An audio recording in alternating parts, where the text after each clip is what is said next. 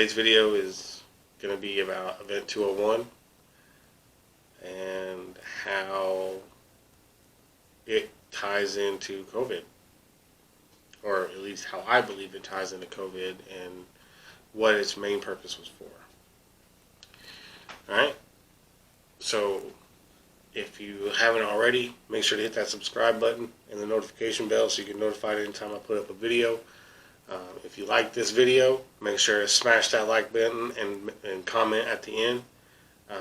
And if you think I do a good job here, share this video so other people can, find my channel and see my content.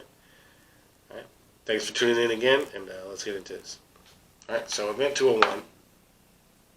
All right. It's this is their website here, and I'll link a lot of this in the description. I've got quite a few links to go through. So, all right. So Event 201 was basically a tabletop pandemic exercise that was put on by Johns Hopkins University, along with the World Economic Forum and the Bill and Melinda Gates Foundation. Basically, what it did was it ran an exercise on what would happen to the world if a novel coronavirus transmitted from bats to pigs to humans hit the world. What would happen, right? And so basically everything that's happened with COVID, they predicted in this tabletop exercise. It's like, I highly recommend you go to this website, you watch the videos, you read what their research was and all of that, because it's really scary how much they really knew about what this pandemic would do before it actually hit. It's really scary. Alright, so the players involved, the World Economic Forum and the Bill and Melinda Gates Foundation. Alright, so the World Economic Forum has been openly supportive of the Great Reset. I mean, it's been on their website where they openly talk about the world needs the Great Reset and how it all needs to be under one global economy and all of that. Well, and they talk about that in this as well. And it's also something that Bill Gates has talked about a number of times. And so, when I hear those kind of sentiments coming from people who run exercises like this, it kind of makes me worried. All right? But Event 201, it basically laid out everything, right? And like I said, you can go click through all these videos, read through the media coverage. I highly suggest you do that, because this, when you actually watch what they knew before all of coronavirus hit the United States, or the world even, it's pretty scary. Look, I'm just going to level with you, alright? Event 201, I think, was a exercise to see if the world could recover from a pandemic, because they had already planned to let this sucker loose. Okay? There's people in this program, okay? So players. Let's pull up the players in this, right? Okay.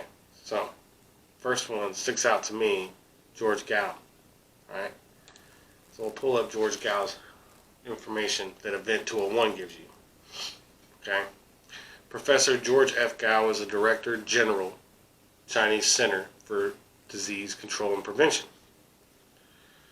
A professor at the Institute of Microbiology, Chinese Academy of Sciences, President of the Chinese Society of Biotechnology, and President of the Asian Federation of Biotechnology. Okay? This guy.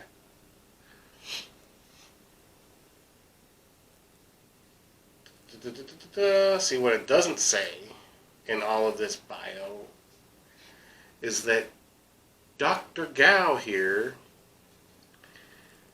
worked at Harvard for a number of years. Oh, here we go. He's a postdoctoral work at both Oxford University and Harvard University, with a brief stay in Calgary University. Okay, so while he was here at Harvard University, right,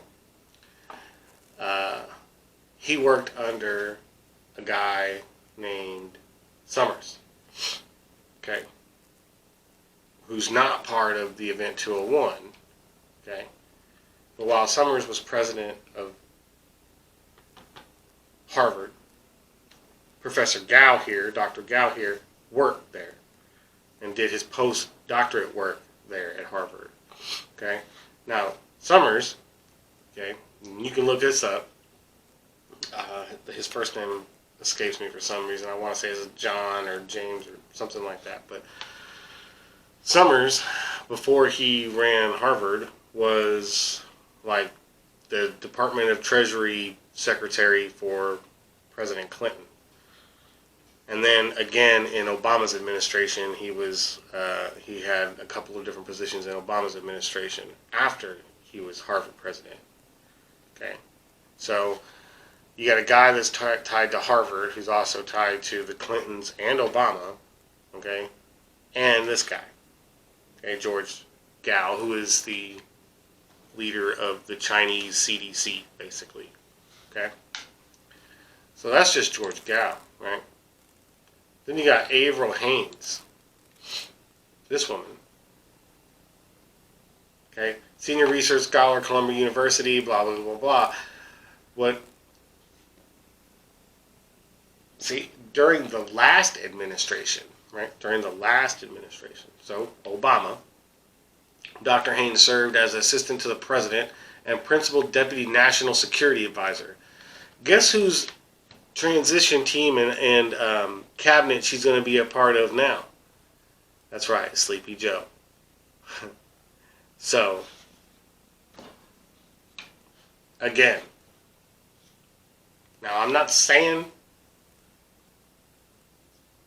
for 100% that this was but I mean, some of these people. Here we go. Here's another guy. Look at this guy here. Deputy Director of Health Information Science. He's Deputy Director of the CDC.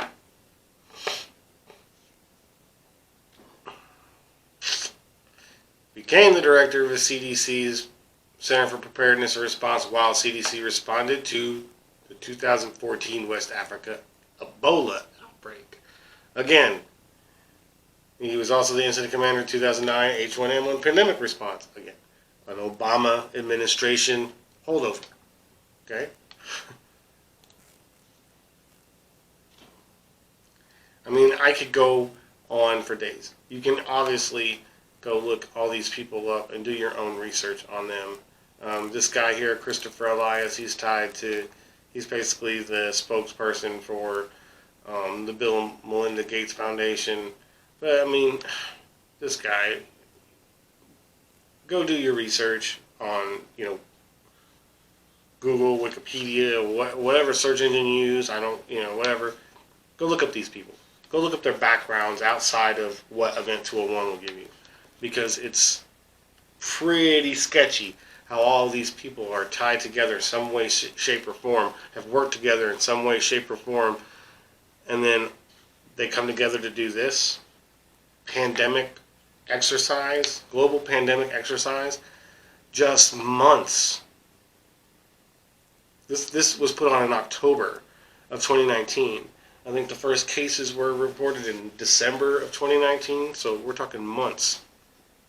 Okay, months before, just a couple of months before a real pandemic hit, they do an exercise. I mean, it's kind of sketchy, man. Then it comes out of China, and we have the director of the Chinese CDC as part of this, exercise. So, I don't know. Just seems kind of weird, that they do this exercise and then we get a pandemic. And what's even weirder than that is that if I go, let's see if I can do this here. We'll go back one more page. Bam, we'll bring this up here. Okay. Bill Gates negotiated $100 billion contact tracing deal with Democratic Congressman sponsor of bill 6 months before coronavirus pandemic. Okay, this is from the True Pundit.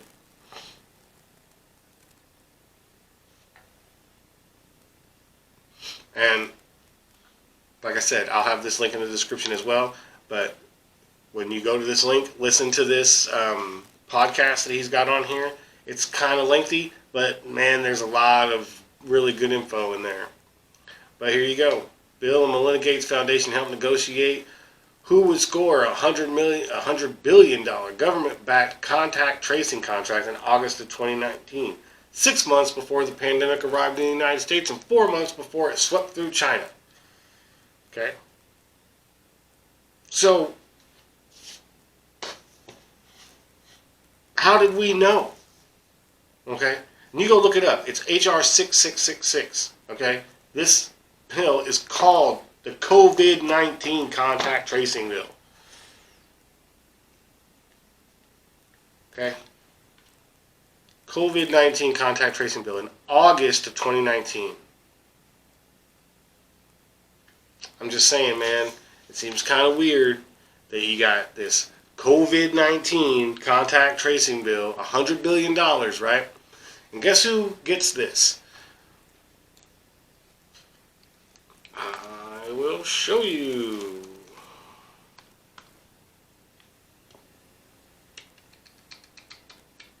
Bam. This is the company that got the $100 billion contact tracing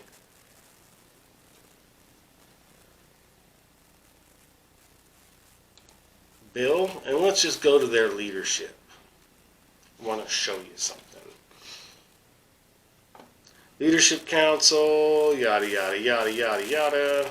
Okay. Cross-site leadership, Board of Trustees. There's a name on here that will just blow your mind. Look at this. Chelsea Clinton is on the Board of Trustees. Now, I haven't done a whole lot of research into the other names on this list. I know Jim Yong Kim used to be he used to run the World Bank before he, became a part of this organization. So, Bill Gates gets this $100 billion contact tracing deal done with Congressman Rush, by the way, who was listed as being in Rwanda earlier in August of 2019. And it's rumored that that's where he met with the Bill and Melinda Gates Foundation in order to negotiate this deal. And as it says in the article here, a Democrat, here we go, U.S. Congressman Bobby L. Rush sat down in Rwanda, East Africa, in mid-August of 2019 to hash out who would score the windfall from a government contact tracing program. And just last month, 9 months after the meetings with the Gates Foundation in Rwanda, Rush, a Democrat from Illinois, introduced $100 billion HR 6666, the COVID-19 Testing, Reaching, and Contacting Everyone Act. Trace.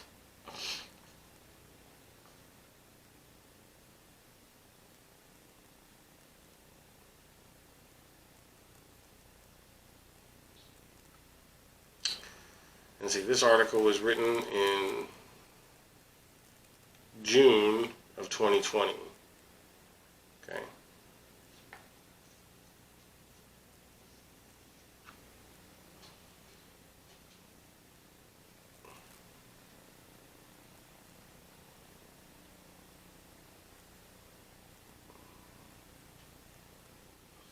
So, like I said, read this article.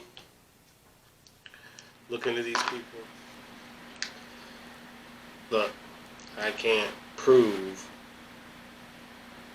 COVID was a coordinated attack done by the Chinese, in coordination with Americans to cripple the United States economy, oust Donald Trump, put their puppet Joe Biden in with the use of mail-in ballots because COVID got us all on lockdown,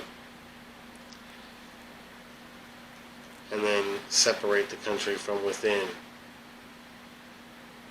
which is working. I'm not saying that's what happened, but I'm saying I can make some correlations that where other people would make that assumption. So take it with, so, take that as you may, but I just think it's kind of weird. And I'm one of those people that, one coincidence, yeah, okay. Two coincidences, I'm starting to think something could be funny. 3, 4, 5, 6, yeah, something ain't right. So, I said, do your own research. Don't take my word for it. Go look into these people yourselves. Go watch Event 201's videos. Go read their, research and what they've put out online. And then compare it to what's happened over the past year. Do it yourself. Look into it yourself. Don't take my word for it.